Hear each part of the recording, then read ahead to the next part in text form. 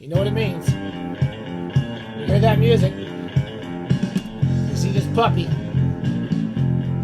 It's time for another hard-hitting episode of Puppy Noir.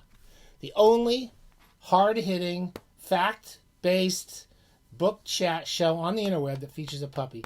And look at this. She's not even a puppy anymore. She's an old ratty old creature, just like the pack leader, just like the masturbator. She doesn't look any better, and she doesn't look any worse than me. Okay, Lucky, you can get down now. Hi. I almost filmed this without Lucky. I think she wants to go out. She thinks she's bored with Puppy Noir now. Doesn't turn her on anymore. Go ahead. And I almost filmed it without her, and I thought, oh God, you can't talk about crime books without having Puppy Noir music going, and trying not to get sued by using the Peter Gunn theme song. Okay, that's taking a lot of time. Happy pandemic possible ending the pandemic. We're having a big Manhattan tonight. Floral patterned martini glass, just like Philip Marlowe uses in The Big Sleep, and in my favorite noir novel, The Long Goodbye. We're going to talk again, as we often talked about at the bathtub, one of my favorite all-time writers in the bathtub, George Simenon. We talk about him every couple of months or so, and that's partly because I've been reading through the entire retranslated series of Maigret novels that have been coming out from Penguin for about 5 years now. I did a piece, I think 5 years ago now, for the New York Times when the series started. I've been reading Maigret books all my life, but this, for some reason, when I get old, I love the Maigret books. I didn't used to like them as much. I always read them; they were okay. I much preferred what are called the Romans-Durs, the hard novels of Simenon, and those are the ones that are not. They're quite strong psychological novels. They're sort of thrillers. I would still call them thrillers, but they're very dark. You never get out of the point of view of the central character, and the central character is usually put in a crushing situation. We'll talk a little bit more about it today, because I've just read the new translation from Penguin of The Little Man from Archangel. The Penguin people have been actually retranslating some of the old. Now they're moving on to the Romans-Durs, and the title of this lecture, I thought, of this talk, is Simenon's Romans-Durs and his romans Not-So-Durs. They're not so hard. And that's what the Maigret books are considered. This is the original British first edition translation of The Little Man from Archangel, which came out originally this is 1957, and the book was published in French in 1957, so it came out about the same time. Look at that beautiful old, Hamish Hamilton used to do these beautiful old editions.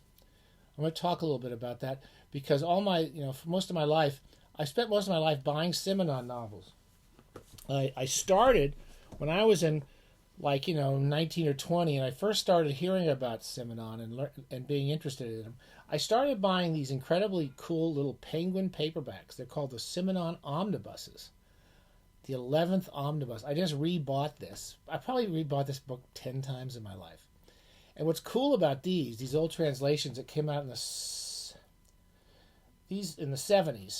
they're not new translations, they're compendiums of old translations, is that Penguin would put 3 novels in one volume, because the novels are all short. You can read almost every Simenon novel, with a few exceptions, in about 3 hours. And I'm a slow reader, so 3 hours is probably all you need, maybe a little less. All of them are fairly short, and you get 3 of them in here, and they would usually do 2 of the Romans-Durs. The Venice Train is one of my all-time favorite Simenons. I think it's the first Simenon I ever read.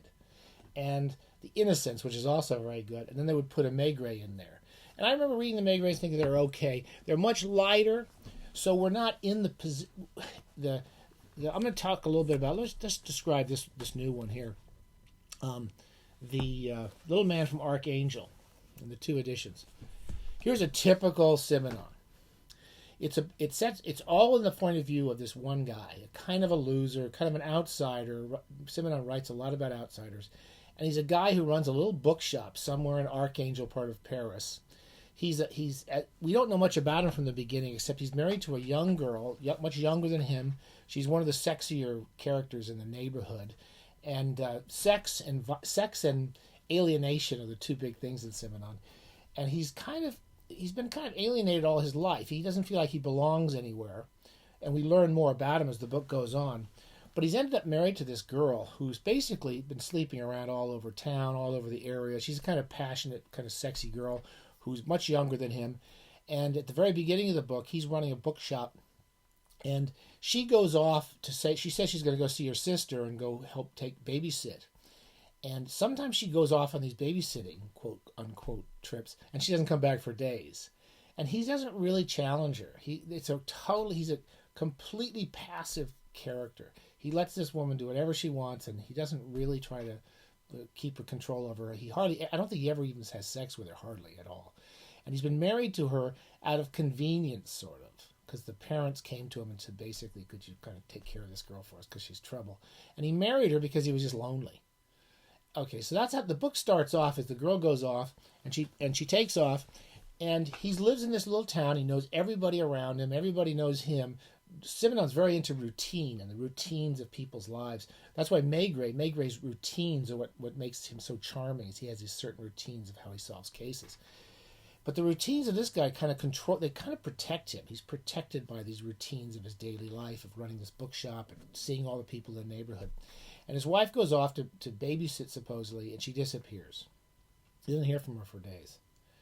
As the days go by, he starts to go through he has a really, really valuable stamp collection, because basically he travels through the world by collecting stamps. And he's learned to find all these very valuable stamps. And he starts to realize she's taken all his most valuable stamps. Now, that's the whole setup of the book. The whole setup of the book. But what we do is you really can't get out of his head. That's why they're very claustrophobic novels. And as he slowly explores his relationship to this woman who's disappeared, we learn about him and how he was a Russian Jew whose mother brought him to Paris during the revolution and left him there. And he kind of built this life that he didn't, as a foreigner. He felt like an alien in this culture. And he thought he'd found a home. But as his wife disappears, people start to think that he murdered her or he did something to her. And the police start checking him out. And as he becomes a suspect of this case, he begins to realize the people around him just don't care for him. He has no home in this place. And that's a very typical one of these types of novels. One of my favorites, the Venice Train, the Romans-Durs, the first one I ever read is Simenon, and I still remember it vividly. It's about a guy who's, again, another bourgeois character. He's a businessman. He's going on a trip. And on the trip, somebody comes in, sits down next to him, and then runs off, and the police chase him. And the guy leaves behind a briefcase, and this businessman opens it. It's filled with money. It's filled with money. And the whole book is about this guy. You're always in his point of view, trying to decide whether he should keep the money or turn it over. He decides to keep it, and then he decides that the gangsters who this money belongs to are going to come get him. You never get out of his head. You're just in this kind of claustrophobic situation of a normal, bourgeois, boring French guy who suddenly steps outside of his life and tries to live outside that world. They're really powerful books, and Simenon claimed that he would make himself sick almost every time he wrote one. The Maigret's, which are so comforting, particularly as you get older, are the opposite, because these characters, these kind of criminals and people who are maybe normal bourgeois characters in Simenon, who somehow commit crimes. This is one of my favorite. I just read these two. I love the period of the 50s from Simenon. And the Maigret's get really good in the 50s. Here's a typical one. It's about Simenon, Maigret's in his office. And Maigret's a very normal, average bourgeois guy with a wife, no kids. He loves his creature comforts. He loves solving crimes, and he's quite a happy man, unlike these other characters in the thriller novels. And a man comes in who's basically an expert in toy trains. He's a silly bourgeois character. He's this expert in toy trains. He works for a department store. And he comes in, he says, my wife's going to kill me. My wife's planning to kill me. It's kind of again, these are kind of little unusual twists in the tale of these stories. And he comes in and then he disappears. And Maigret starts to insinuate himself into this man's life and his relationship with not only his wife, but his wife's sister. So the whole thing with the whole book is Maigret goes and starts to study these people in these kind of, they almost like fish in bowls, goldfish in a goldfish bowl. He examines their lives, he becomes fascinated by their lives, and he wants to know what they're up to and how they live their lives. There's a very brief passage I thought I'd read here. When he's this is after, near the end, he's actually questioning one of the women, and there's been a murder already. And he's saying that inside this room, he's questioning the possible criminals, the possible murderers. But beyond that room, beyond the door, beyond the window, life went on, everyday life. The way people have organized it as a source of reassurance. That's almost every Simenon novel, is the organized life. You get up at a certain time every day, you do a certain thing every day, you do your bathtub lecture once a week, and you have a kind of routine, and those routines make you feel secure in a way. Of course, the books are always about when you lose that routine, and that routine gets yanked out from under you. Here, in these four walls, it was a different world that you could sense throbbing behind sentences, behind words, a dark and unsettling world, but one in which this young woman seemed to move easily. And again, there's that idea that when you're outside this nice, reassuring life that Maigret has, of just going to work every day and going home and taking his wife to the movies every Wednesday night and having his nice little plans. Once you get outside of that reassuring schedule, there's something throbbing out there. There's something animalistic about the world that you can't control. And all his books are about that. Now, the Maigret books are wonderful because, again, you witness this from a distance. Maigret's Doubts is a great one to start with, and Maigret's Travels is quite interesting. I think they adapted it into one of those recent ITV ones in Britain, the ones with Rowan Atkinson, who's actually not bad as Maigret.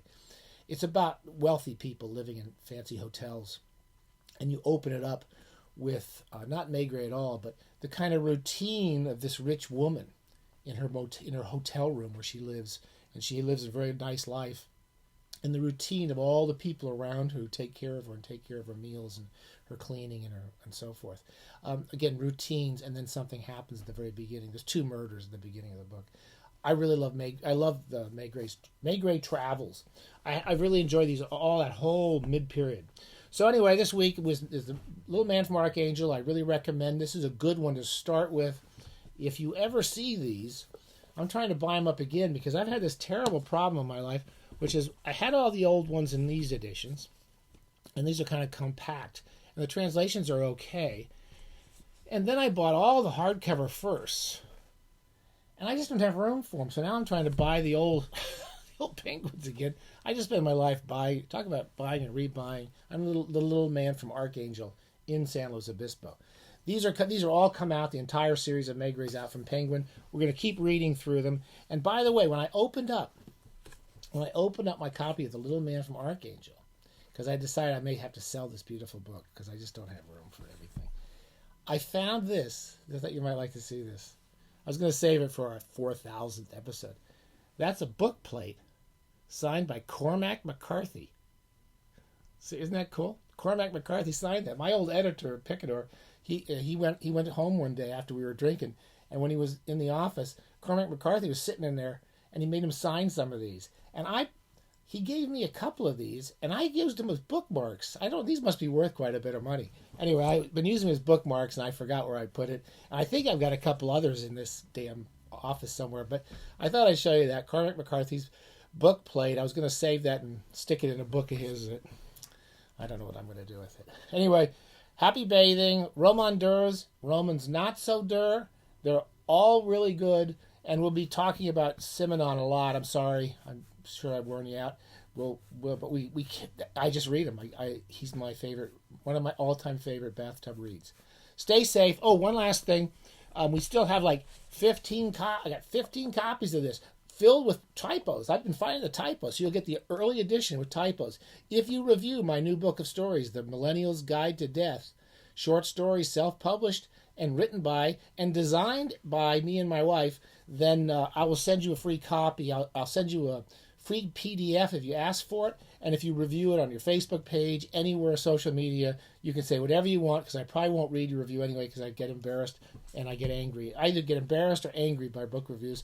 So I will just send you a copy of the book signed if you live in America. Okay, I've still got 15 copies. I think I've already gotten 15 people who've already done these. Okay, stay safe. More books soon. Bye.